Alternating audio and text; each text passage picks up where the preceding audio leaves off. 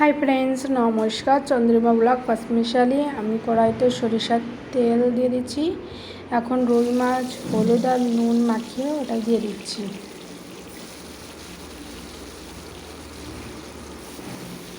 আমি রুই মাছ দিয়ে আলু রান্না করব। মাছটা আমি ভালোভাবে ভেজে তুলে রেখেছি। এখন ওই তেলেই গোটা জিরে, শুকনো লঙ্কা, তেজপাতা ফোড়ন দিয়ে দিচ্ছি। এখন আলু দিয়ে দিচ্ছি।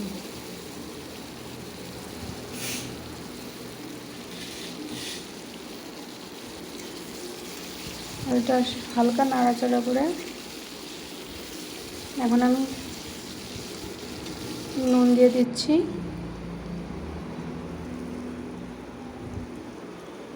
তারপর হলুদ দিয়ে দিচ্ছি।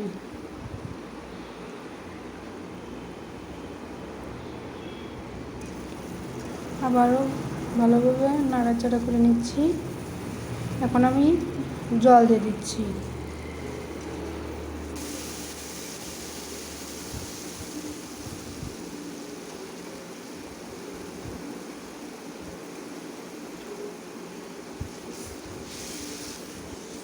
এখন আমি 15 মিনিটের জন্য ঢেকে দিচ্ছি।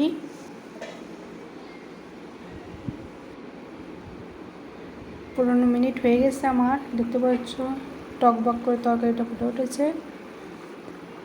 এখন আমি কাঁচা লঙ্কা বাটা দিয়ে দিচ্ছি।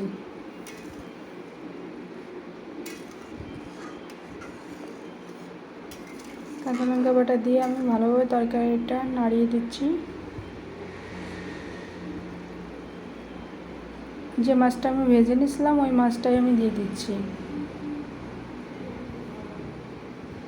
মাছ দেওয়ার পর আমি আবার নাড়িয়ে দিচ্ছি।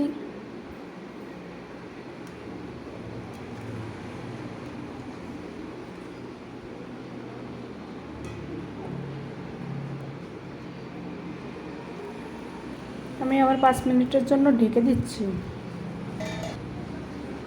5 মিনিট হয়ে গেছে আমার। ঢাকনাটা সরিয়ে আমি আবার নাড়িয়ে দিচ্ছি।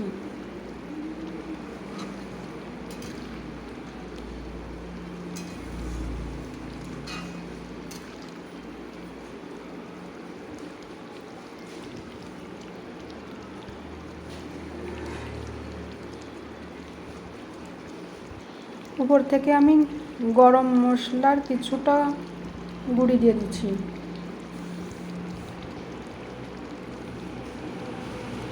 দিয়ে আমি আবারও নাড়াচাড়া করে দিচ্ছি।